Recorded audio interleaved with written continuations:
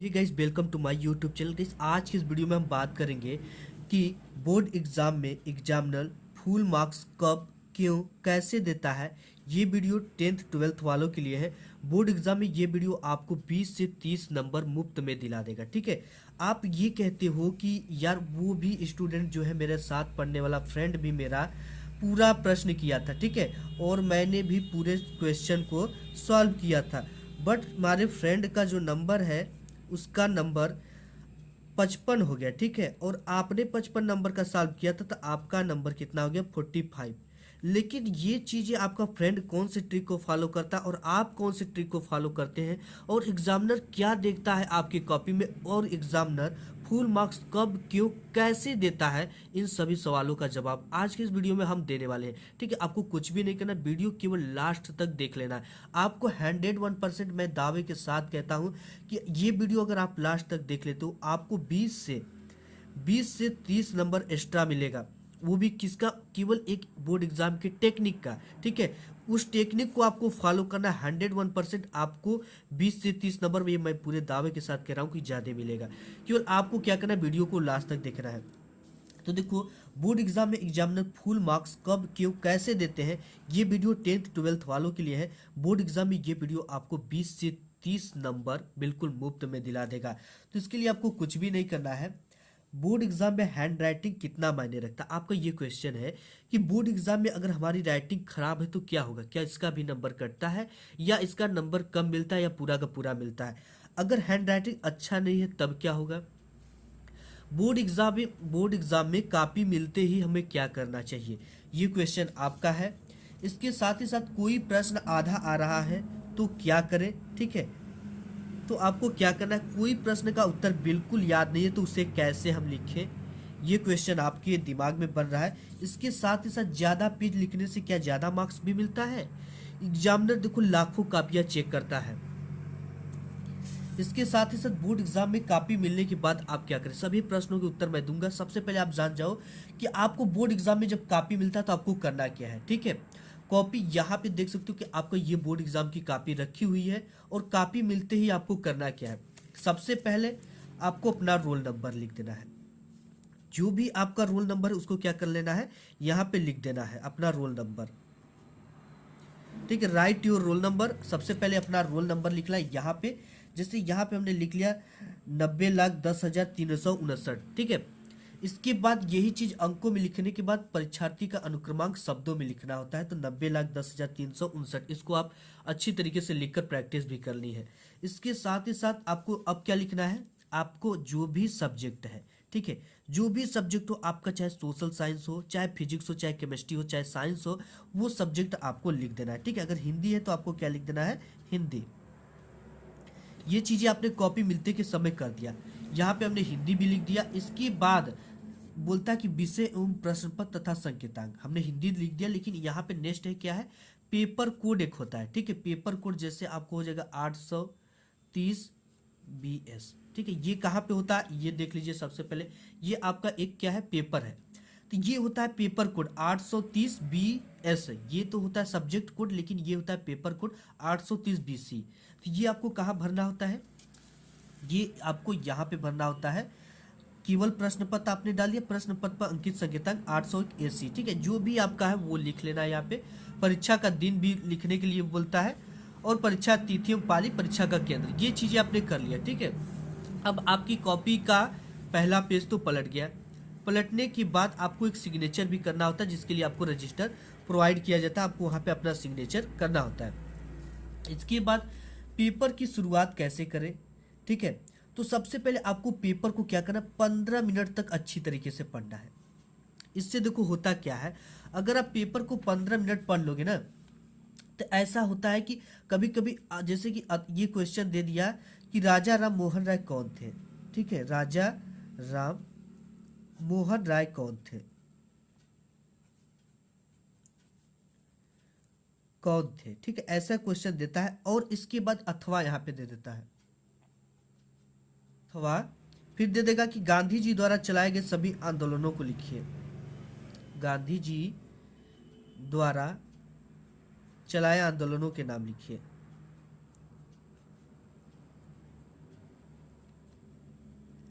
अब देखो ये दो क्वेश्चन दे दिया आपके पेपर में, आपने पेपर को 15 मिनट नहीं पढ़ा, तो देखो आपका फेवरेट क्वेश्चन ये भी हो सकता है, ये भी हो सकता है। ठीक है, आपका फेवरेट क्वेश्चन कौन है? गांधी जी द्वारा चलाए गए आंदोलन, आपको बहुत अच्छी तरीके से याद है और आप इसको 100% फुल कॉन्फिडेंस के साथ लिख सकते हो।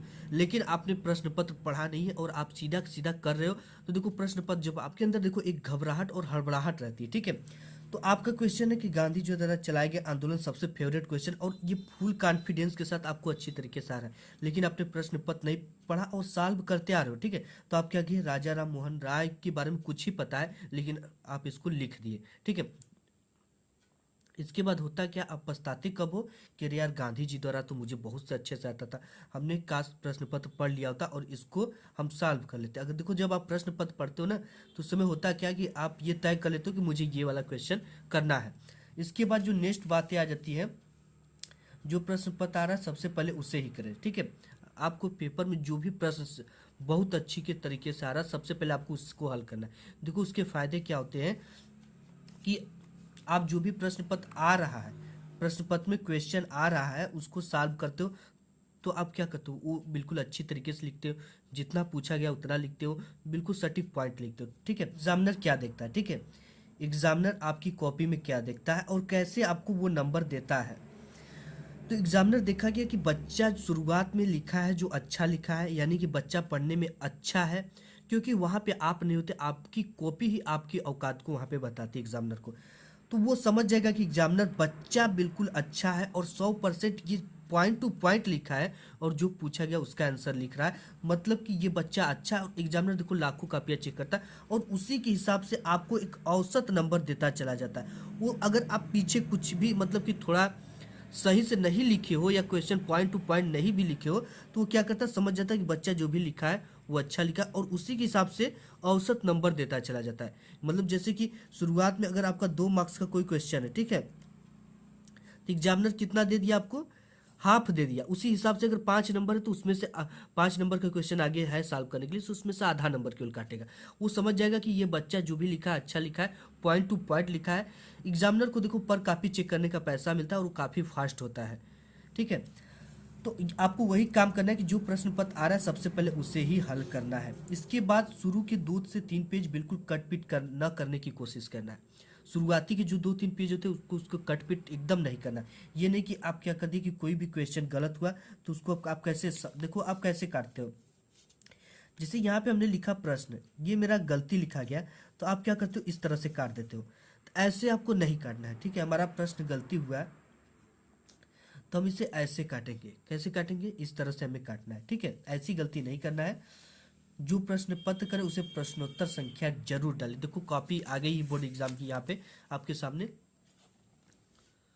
अगर आप खंड भी करते हो, ठीक है, अगर खंड क है, खंड ख में विभाजित रहता है पेपर, तो आप खंड क लिख तो ऊपर खंड क लिख देना है। और साथ ही साथ देखो प्रश्न जो आपकी कॉपी होती है उसकी मॉडल और बनावट कैसी होनी चाहिए। ठीक है, देखो यहाँ पे प्रश्नोत्तर संख्या 3 का ख आप करें तो प्रश्नोत्तर संख्या 3 का ख डाल देना है। और यहाँ पे देखो ऊपर की एक लाइन छोड़ के प्रश्नोत्तर संख्या डालना है और फिर से 1 से 2 लाइन छोड़कर ही इसका आंसर लिखना होता है। ठीक है, लिखने के बाद आपको एक 15 सेंटीमीटर का स्केल भी ले लेना है इस तरह से, क्योंकि इससे क्या होता है कि बोर्ड एग्जाम में आप एक ही बार में पाई खींच लेते हो। ठीक है, 1 इंची से ज़्यादा की दूरी लेकर आपको स्केलिंग से सबसे पहले पाई खींच लेना होता है। ठीक है, जैसे यहाँ पे आप देख सकते हो कि मैंने यहाँ पे खींच रखा है, ये आप देख सकते हो। तो आपको एक स्केल से ज़्यादा की दूरी लेकर आपको एक पाई खींच लेना है। इसके बाद प्रश्नोत्तर संख्या डाल के उसका जो भी उत्तर पूछा है उसका नियम आपको लिख देना है आंसर। तो ये चीज़ होगी कि प्रश्नोत्तर संख्या जरूर डालें जिस भी प्रश्न का करें, क्योंकि टीचर को अगर आप समय उसका ज़्यादा लोगे तो उसका जो तनाव होता है वो बढ़ता है, क्योंकि वो पर काफ़ी पैसा लेता है।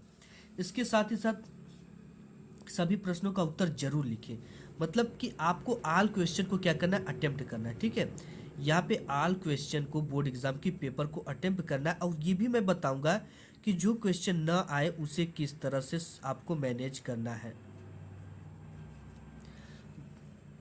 और ये भी बात आप सोचते होगे कि ज़्यादा पेज लिखने से कहीं ज़्यादा मार्क्स तो नहीं मिलता है, तो इसको आप समझो। देखो अगर कोई भी क्वेश्चन आपके बोर्ड एग्जाम में 2 मार्क्स का पूछा गया है, ठीक है, कोई भी क्वेश्चन आपके बोर्ड एग्जाम में 2 मार्क्स का पूछा गया है, जैसे गांधी जी के आंदोलन को लिखे, तो आप क्या किए, उसका पूरा वर्णन लिख दिए।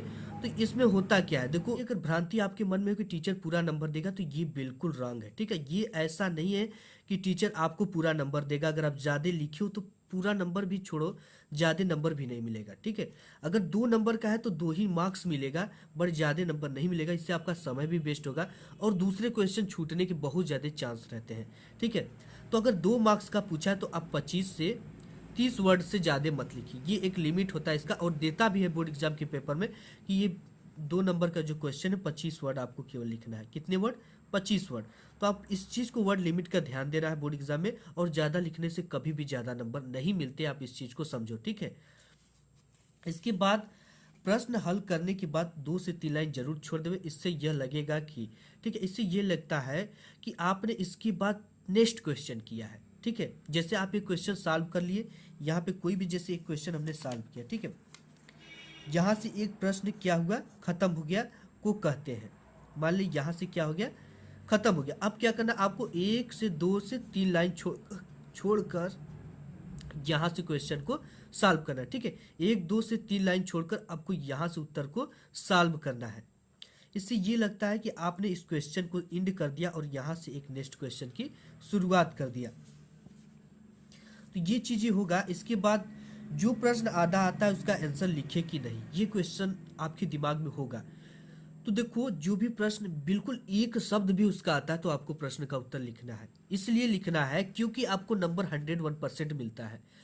क्योंकि देखो, ये अगर आप थोड़ा सा भी क्वेश्चन का आंसर, अगर 2 नंबर का है कोई भी क्वेश्चन, आपने उसका क्या किया, आधा ही लाइन लिख दिया। ठीक है, क्वेश्चन ही लिख दिया, उसके बाद कोई 1 2 शब्द अपने से उसमें क्या कर दिया, आपने ऐड कर दिया, तो भी आपको 1 से आधा नंबर मिलता है। ये श्योर है। ठीक है, अगर आपको, अगर आधा प्रश्न याद है, अगर आप कुछ उससे रिलेटेड अपने से बनाकर लिख सकते हो, तो 25 वर्ड में आप लिख दो, तो आपको 1 सही 1/2 यानी कि 1.5 नंबर भी मिलने के चांस रहते हैं। तो आपको क्या करना है कि आधा प्रश्न आ रहा है तो उसको छोड़ना नहीं, उसको लिखना है। थोड़ा ही लिखिए, लेकिन लिखिए, प्रश्न क्वेश्चन ही लिख दीजिए, थोड़ा सा आंसर लगाकर, लेकिन लिखिए। इसमें आपको 1 नंबर जरूर मिलेगा। ठीक है, 1 मार्क्स आपको तय है कि मिलेगा। इसके बाद जो नेक्स्ट चीज है वो है, जिस प्रश्न का उत्तर बिल्कुल नहीं आता उसका आंसर इस ट्रिक से लिखना, टीचर खुश होकर नंबर देंगे। जैसे आपके बोर्ड एग्जाम में आ गया कि ओम का नियम किसे कहते हैं। ठीक है, आपको ओम का नियम बिल्कुल नहीं पता है या उसका कुछ कीवर्ड पता है, तो आपको देखो कैसे लिखना है। इसको, इस ट्रिक को आप फॉलो करो, 101% टीचर नंबर देते हैं। सबसे पहले तो आपने अपनी कॉपी की शैली जो है वो सही तरीके से कर लिया, एग्जाम टेक्निक की तरीके से। खंड क डालते हो, प्रश्नोत्तर संख्या 3 है तो 3 डाल दिए, ख का उत्तर। इसके बाद ये नीचे 2 पाई खींच देना है। पाई खींचने के बाद आपको ओम का नियम पूछा, ठीक है, ओम का नियम हेडिंग देना है। इसके बाद आपको क्या करना है, ओम के नियम के अनुसार, ओम का नियम यह कहता है कि यदि, ठीक है, कितना चीजें तो आपको क्वेश्चन से ही मिल गया कि ओम के नियम के अनुसार, ओम का नियम यह कहता है कि यदि, अगर आपको इससे रिलेटेड कुछ भी कीवर्ड पता है, इस चैप्टर से रिलेटेड कुछ भी कीवर्ड पता है, या एक आध 2 शब्द या इसका फार्मूला पता है, तो आपको क्या करना है, इस डैश डैश स्थान पे भर देना है। भरने के बाद लिख देना लास्ट में ओम का नियम कहते हैं। ठीक है, एग्जामिनर अक्सर लास्ट का ही देखता है, तो ओम का नियम कहते हैं। अगर इसका फार्मूला पता है तो और अच्छा है, इसका लिख देना। ठीक है, R बराबर V बाई, अगर किसी भी आपको क्वेश्चन का फार्मूला पता है तो इसी को आप लिख दोगे तो इसका यही परिभाषा हो जाता है। ठीक है, और नेक्स्ट स्टेप इस तरह से भी कर सकते हो कि आपको अगर कुछ इससे रिलेटेड कीवर्ड पता है, जैसे ओम के नियम के अनुसार भौतिक अवस्थाएं नियत हो तो धारा विभवांतर के अनुक्रमानुपाती हो, तो आप फार्मूले की इस तरह से आंसर बनाकर भी लिख सकते हो। ठीक है, ये तो होगी। इसके बाद जो नेक्स्ट टॉपिक है और बात है वो क्या है, आप सोचोगे कि कॉपी में पैसा, इमोशनल बातें लिखेंगे तो क्या एग्जामिनर नंबर दे देगा। अब देखो, ये बात कितनी सही है और कितनी गलत है, आप इस चीज को आज ही समझ जाओगे। ठीक है, आप इमोशनल बातें लिखते हो, जैसे कोई भी क्वेश्चन आपको नहीं आता है तो आप लिख देते हो कि सर मेरी ये प्रॉब्लम थी, मेरे पिता कुछ आर्थिक तंगी से जूझ रहे थे जिस वजह से मैंने कॉलेज नहीं जा पाया, और सर जी जिससे मेरी तैयारी नहीं हो पाई, तो आप कृपा करके, मैं आपका पैर और हाथ दोनों पकड़ लेता हूँ, आप मुझे पास कर दो। देखो, ऐसी बातें, अगर इमोशनल बातें, सर मेरी पास ये प्रॉब्लम है, मनी की प्रॉब्लम है, मैं घर का खर्चा देखूँ कि पढ़ने जाता इसलिए मैंने नहीं पढ़ पाया, आप कृपया करके मुझे पास कर दें। ऐसे लिखने से कभी भी जिंदगी में टीचर आपको एक भी नंबर नहीं देगा। अगर आप इससे रिलेटेड कुछ कीवर्ड बनाकर लिखते हो तो 1 नंबर मिलने के चांसेस रहते हैं, लेकिन आप अगर इमोशनल बातें लिखते हो लिखोगे तो एग्जामिनर बिल्कुल नंबर नहीं देगा। आप ये 100% क्या हो, श्योर हो जाओ, ठीक है। 100% ये श्योर है कि आपको एक भी नंबर नहीं मिलेगा अगर आप इमोशनल बातें लिखते हो, कसम लिखते हो कि कसम से सर अगर आप मुझे पास कर दिए तो ये मेरा मोबाइल नंबर है, आप इस पे मैं 5,000 रुपये आपको दे दूंगा। ऐसे भी चीज़ें नहीं लिखना है, ठीक है। एग्जामिनर नंबर दे देगा आपको, इस लिखेंगे तो क्या एग्जामिनर नंबर दे देगा, तो 101% ऐसा लिखने से आपको नंबर नहीं देगा। गलत बातें, कसम, कुछ अश्लील बातें, आई लव यू टाइप के, इस तरह के आपको बोर्ड एग्जाम में कतई नहीं लिखना है। ये सब चीज़ों से टीचर बहुत ज़्यादा तनाव में हो जाता है, वो गुस्सा करने लगता है आप पे। कि आप अगर नहीं आता है तो उससे रिलेटेड कुछ भी कीवर्ड, उस चैप्टर से रिलेटेड, उस सब्जेक्ट से रिलेटेड कीवर्ड लिखो, आपको नंबर मिलता है। क्वेश्चन को ही आंसर बना के लिख दो तभी आपको आधा नंबर मिलता है, 2 नंबर का है। लेकिन ऐसी चीज़ें आपको नहीं लिखना है। अब देखो, आपको क्या समय, बहुत कम समय बचा है, ठीक है। तो आपको बचे समय में क्या करना है, बोर्ड एग्जाम की तैयारी करना है। तो वो कैसे करना है, ठीक है। आपको 100% क्या करना है, स्टडी पर ध्यान देना है। यानी आपको स्टडी पे क्या करना है, फोकस करना है। फोकस क्यों करना है, क्योंकि ये समय जो है ना, इसी में अब टॉपर अपना तकदीर बदल देता है। तो आप भी टॉपर बनना चाहते हो तो आपको इसी यही जो मौका मिला है, इसी में आपको चौका मारने की जरूरत है। सभी सब्जेक्ट को आप पढ़ो, ऑल सब्जेक्ट, एनी सब्जेक्ट, जो भी सब्जेक्ट हो आपको आधा एक घंटा उसको डेली दिन भर में पढ़ना है। क्वेश्चन बैंक सभी सब्जेक्ट के मार्केट में आ चुके हैं, आपको क्वेश्चन बैंक ले लेना है और क्वेश्चन बैंक के सभी इंपॉर्टेंट क्वेश्चन, जो वेरी वेरी इंपॉर्टेंट क्वेश्चन, उसको पढ़ना है। साथ ही साथ आपको मॉडल पेपर, प्रीवियस ईयर के पेपर, अनसाल्व पेपर को सॉल्व करना है। इन सब चीज़ों को देखो, सॉल्व करने से क्या पता चलता है कौन सा क्वेश्चन इंपॉर्टेंट है, कौन सा क्वेश्चन बोर्ड एग्जाम में आता है, किस चैप्टर से कितने नंबर का क्वेश्चन बोर्ड एग्जाम में पूछा जाता है। तो गाइस आज की इस वीडियो में बस इतना ही, मिलूंगा एक नेक्स्ट वीडियो, तब तक के लिए धन्यवाद।